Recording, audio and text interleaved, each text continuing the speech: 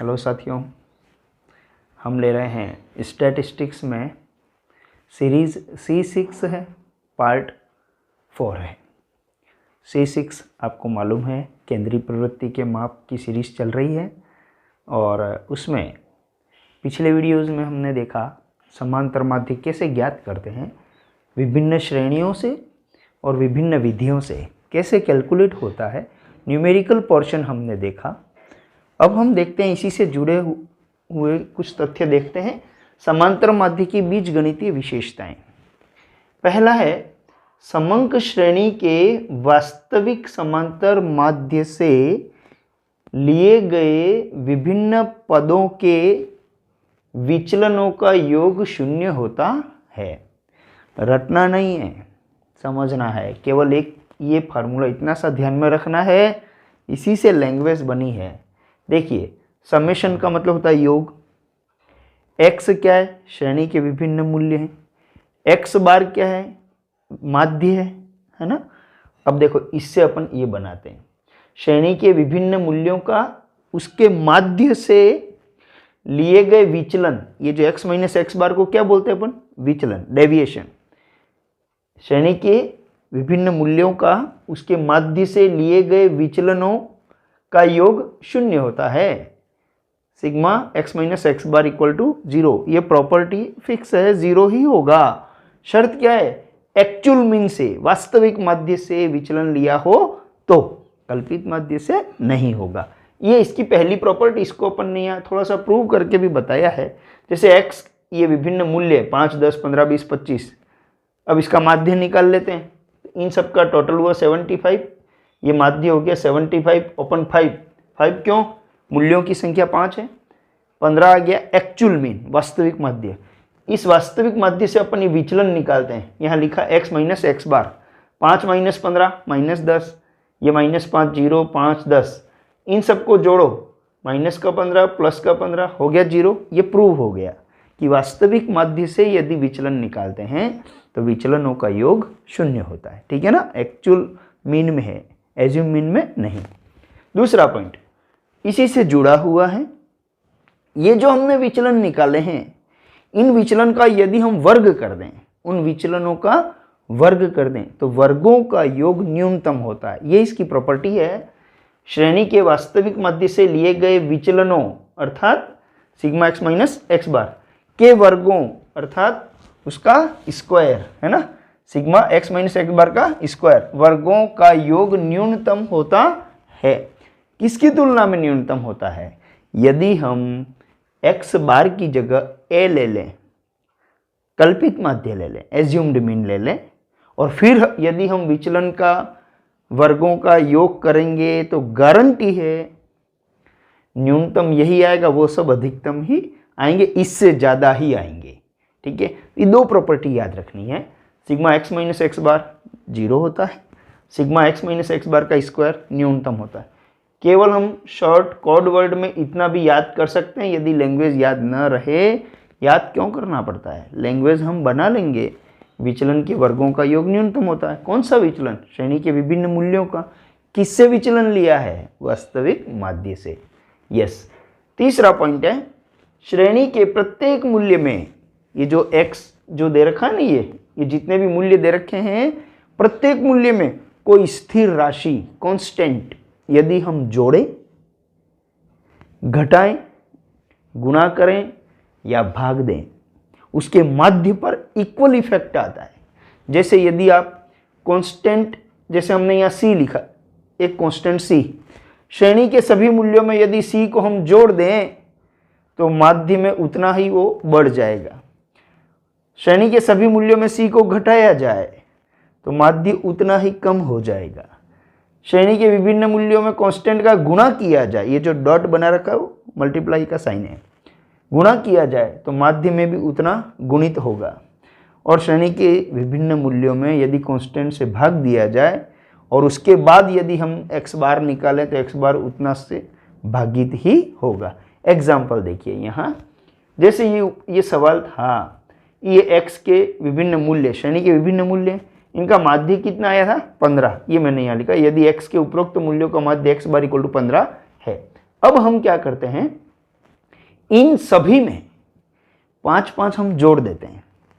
जोड़ने के बाद फिर से माध्य निकालते हैं। नया माध्य जो है ना वो +5 आएगा, अर्थात x +5 करने पर नया माध्य x बार +5। तो आपके अभी यहाँ x बार कितना आ रहा है 15, तो नया x बार कितना आएगा 15 + 5 20। यदि इन सभी में हम 5 को घटा देते हैं और फिर हम x बार निकालते हैं तो नया x बार जो आएगा वो x -5 करने पर x बार -5 15 -5 अर्थात 10 आएगा। सभी मूल्यों में यदि मैं 5 का गुणा कर दूं और उसके बाद फिर से x बार निकालें तो 5 का गुणा करने पर माध्य भी 5 गुना हो जाएगा। 15 × 5 75 75 आएगा। इसी प्रकार सभी मूल्यों में यदि मैं 5 का भाग दे दूं और उसके बाद फिर से माध्य निकालें तो x bar divide by 5, x divide by 5 करने पर x बार डिवाइड बाय 5 हो जाता है। 15/5 नया माध्य 3 आएगा। इट मीन्स इक्वल इफेक्ट होता है। जैसा ऑपरेशन इन मूल्यों पर होगा माध्य पर भी इक्वल इफेक्ट आएगा। यस, नेक्स्ट हम लेते हैं अगली विशेषता। यदि 2 या अधिक श्रेणियों के समांतर माध्य दे रखे हैं, ठीक है, और पदों की संख्या भी दे रखी है, उन सबका सामूहिक माध्य निकाला जा सकता है। ठीक है ना। कैसे, देखिए 2 के बारे में देखें हम। x बार 1 2 लिखा है, मतलब 2 श्रेणियों का सामूहिक माध्य निकालना है। एग्रीगेट मीन हमको निकालना है 2 श्रेणियों का। पहली श्रेणी के पदों की संख्या n1 है और पहली श्रेणी का माध्य x1 बार है। दूसरी श्रेणी है उसमें पदों की संख्या n2 है और दूसरी श्रेणी में माध्य x2 बार है। अब इन दोनों को मिक्स कर दिया है और सामूहिक माध्य निकाला है। ये फार्मूला चलेगा n1 x1 बार प्लस n2 x2 बार ओपन n1 प्लस n2। इसी ये तो 2 के लिए है, इसको अपन एग्जाम्पल से समझते हैं। जैसे 9th में 40 बच्चे हैं, इसका भी अपन न्यूमेरिकल भी करेंगे आगे। 9th में 40 बच्चे हैं, उनकी औसत ऊंचाई 5 फीट है। 10th में 50 बच्चे हैं, उनकी औसत ऊंचाई 5 फीट 5 इंच है। अब दोनों क्लास के बच्चे हमने मिक्स कर दिए, 40 बच्चे ये और 50 ये, इन सबको हमने मिक्स कर दिए। फिर से नई औसत ऊंचाई निकालनी है। ये जो नई औसत ऊंचाई निकलेगी ना, ये इस फार्मूले से निकलेगी। मतलब 2 श्रेणियों का अलग अलग माध्य दे रखा है, अलग अलग पदों की संख्या दे रखी है, तो दोनों को अगर मिक्स कर दिया जाए तो उनका सामूहिक माध्य भी इस फार्मूले से निकाला जा सकता है। ये तो 2 के लिए है। यदि 2 से अधिक हुई, 3 हुई, 4 हुई, n हुई, तो इस फार्मूले को इस तरह से विस्तृत किया जा सकता है x bar 1 2 dash dash dash n तक। यहाँ फार्मूला क्या हो जाएगा n1 x1 bar n2 x2 bar plus dash dash dash n x n bar, नीचे n1 n2 dash dash n n। तो ये सामूहिक माध्य निकालने का सूत्र हुआ। एक अज्ञात मूल्य का निर्धारण। कभी ऐसे भी सवाल आते हैं कि माध्य दे देता है, अभी तक तो हमने माध्य ज्ञात करने का पढ़ा था, लेकिन यदि माध्य दे दिया है और श्रेणी का कोई मूल्य गायब कर दिया है, उस अज्ञात मूल्य को निर्धारित कीजिए, तो उसके लिए ये फार्मूला ही चलेगा। x bar equal to sigma x open n। यदि व्यक्तिगत श्रेणी है तो, खंडित और सतत है तो ये फार्मूला चलेगा x bar equal to sigma fx open n। इससे कैसे निकलेगा, तो इनको यहाँ मल्टीप्लाई करिए, क्योंकि x बार तो दिया हुआ है ना, तो यहाँ n का x बार में गुणा करेंगे तो क्या आ जाएगा सिग्मा x। ये जो इक्वेशन बनेगा, समीकरण बनेगा, इससे अज्ञात मूल्य निर्धारित हो जाएगा। उस अज्ञात मूल्य की जगह हम a या b या x या y कुछ भी लिख सकते हैं, है ना, और उसका मूल्य इस इक्वेशन से, यहाँ जो इक्वेशन बनेगा उससे निकल जाएगा। यहाँ पर यदि खंडित या सतत श्रेणी है, यहाँ n में x बार का मल्टीप्लाई हो गया, तो sigma fx equal to n x bar. ठीक है ना, इनसे हम अज्ञात मूल्यों का निर्धारण कर सकते हैं। चलिए अब अपन लेते हैं न्यूमेरिकल्स लेते हैं, जो भी हमने विशेषता पढ़ी। सबसे पहले जैसे सामूहिक समांतर माध्य वाला ले लेते हैं। यदि 40 छात्रों की औसत आयु 16 वर्ष है ना, एक क्लास में 40 बच्चे, उनकी औसत आयु 16 वर्ष है। दूसरी क्लास में 60 बच्चे हैं, उनकी औसत आयु 20 वर्ष है। ठीक है, अब इन दोनों क्लास के बच्चों को मिक्स कर दिया है और ये जो टोटल हो गए 100 बच्चे। अब 100 की औसत आयु क्या होगी, तो यहाँ पे पहली क्लास की जो नंबर ऑफ स्टूडेंट हैं उसको n1 मान लेते हैं, औसत आयु 16 तो x1 बार मान लेते हैं। दूसरी क्लास में n2 60 और उनका जो औसत है 20, उसको x2 बार मान लेते हैं। ठीक है ना। एक बात ये ध्यान रखना कि इसमें n1 प्लस n2 जो होता है वो टोटल n ही होता है। जैसे 40 और 60 को जोड़ें तो कुल 100 छात्र हो गए। अब यहाँ 100 छात्रों की औसत आयु निकालनी अर्थात सामूहिक माध्य निकालना है। तो यहाँ पे फार्मूला 2 श्रेणियाँ दे रखी ना, x बार 1 2 वाला फार्मूला लगेगा, n1 x1 बार प्लस n2 x2 बार अपन n1 प्लस n2, है ना। ये सारे वैल्यू हमने यहाँ पे रखे। यहाँ x बार 1 2, ठीक है ना। सामूहिक माध्य निकल रहा है 2 श्रेणियों का, इसलिए 1 2 हमने लिखा है। ये 40 16 n1 x1 bar n2 x2 बार और ये n1 प्लस n2, ये 18.4 वर्ष जो औसत आया, ये 100 छात्रों की औसत आयु आई है। ये सामूहिक माध्य का है। ये ध्यान रखें, जरूरी नहीं है कि सामूहिक माध्य निकालने का ही कहे। कभी n1 गायब हो सकता है तो सामूहिक माध्य दे देगा, कभी x2 बार गायब हो सकता है तो सामूहिक माध्य दे देगा। मतलब इनमें से कोई एक वैल्यू गायब रहेगी। ठीक है। कभी कभी ये भी ध्यान रखना कि n दे रखा है तो n1 प्लस n2 बराबर n होता है। अगर n2 निकलना है तो n माइनस n1 इससे निकल जाएगा, ये हमको ध्यान रखना है। ठीक है। यस, नेक्स्ट एक एग्जांपल और लेते हैं अपन, अज्ञात मूल्य निर्धारण वाला। मैंने आपको फार्मूला भी लास्ट बताया था कि x bar equal to sigma x open n से निकल सकता है या x bar equal to sigma f x open n से भी निकल सकता है। यहाँ पर अपन ने क्वेश्चन लिया है, अज्ञात आवृत्ति ज्ञात कीजिए यदि माध्य 52 हो। 52 माध्य है, अज्ञात आवृत्ति ज्ञात करनी है। देखिए यहाँ पर ये वर्ग दे रखे हैं, ये जो आवृत्ति दे रखी है ना, यहाँ पर ये आवृत्ति गायब है, यहाँ क्वेश्चन मार्क है, इसको हमने ए मान लिया है कि ये आवृत्ति ए है। ठीक है।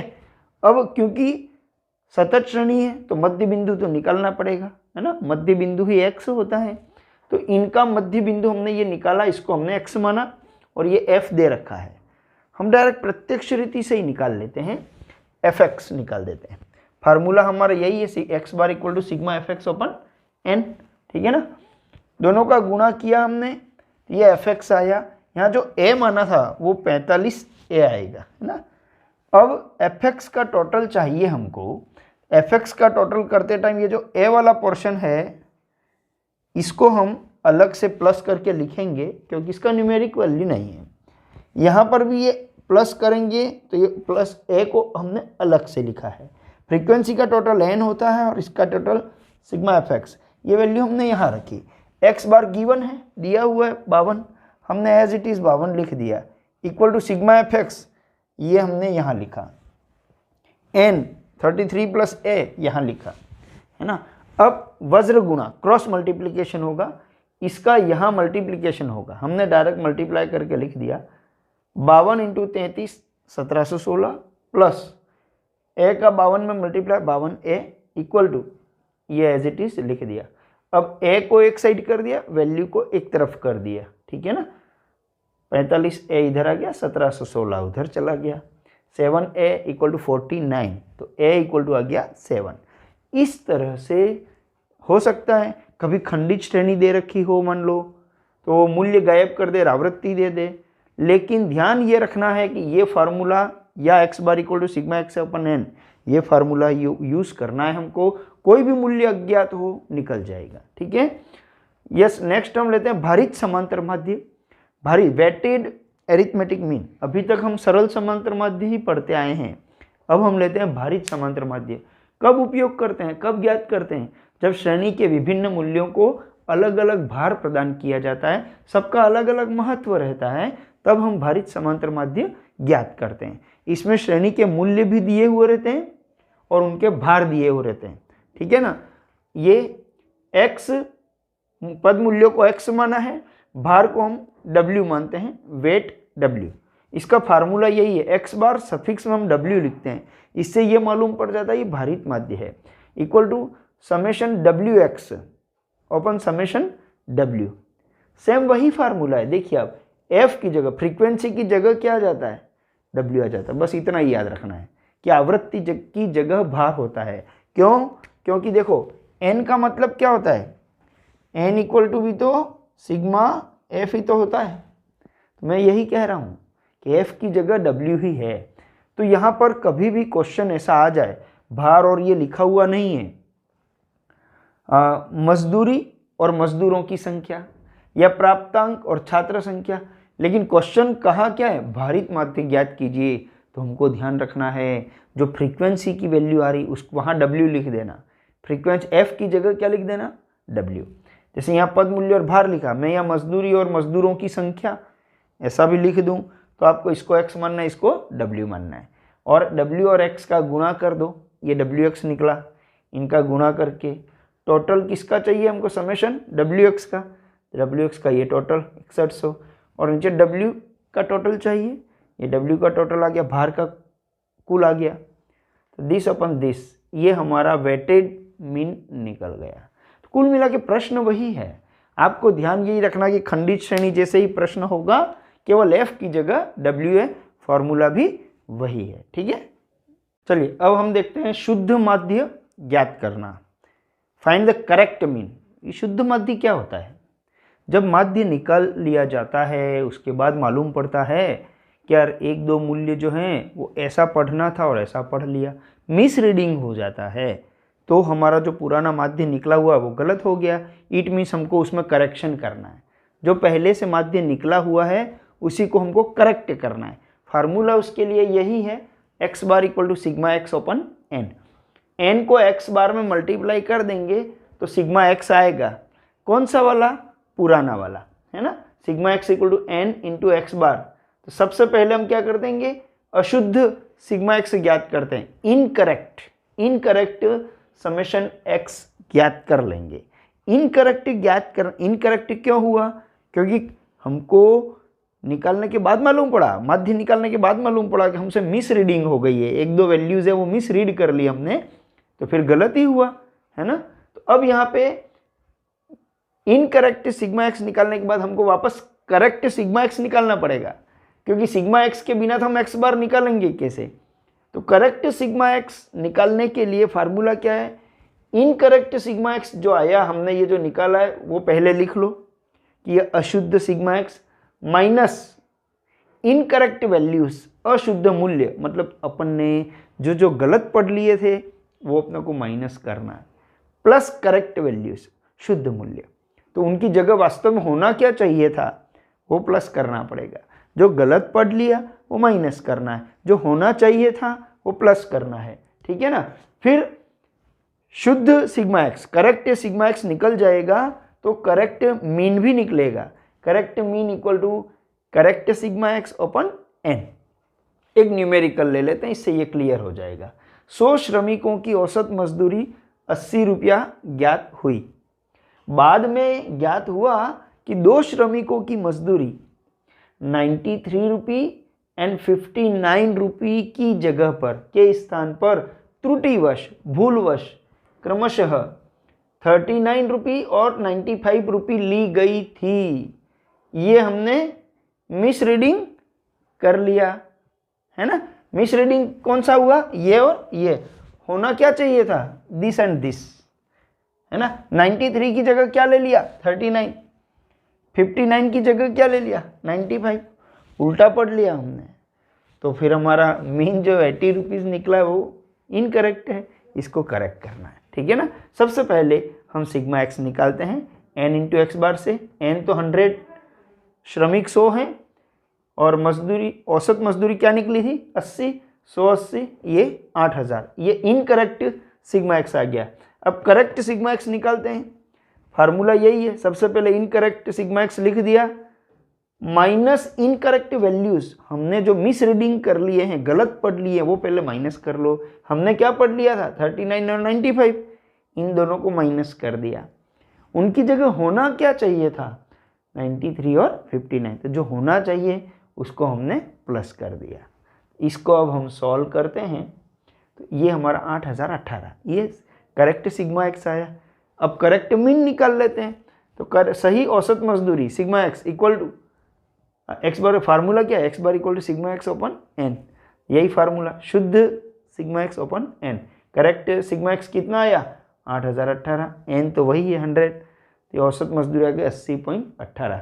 तो एक्चुअल में औसत मजदूरी इतनी होनी चाहिए थी, तो इसका मतलब ये हमने निकाली वो गलत निकाली थी, क्यों, मिस रीडिंग हो गई थी। इस प्रकार से ये हमारा समांतर माध्य से संबंधित जितना भी मैटर था उसको हमने कंसाइज करने की कोशिश की है। इस समांतर माध्य के चैप्टर को हम यहीं समाप्त करते हैं। धन्यवाद।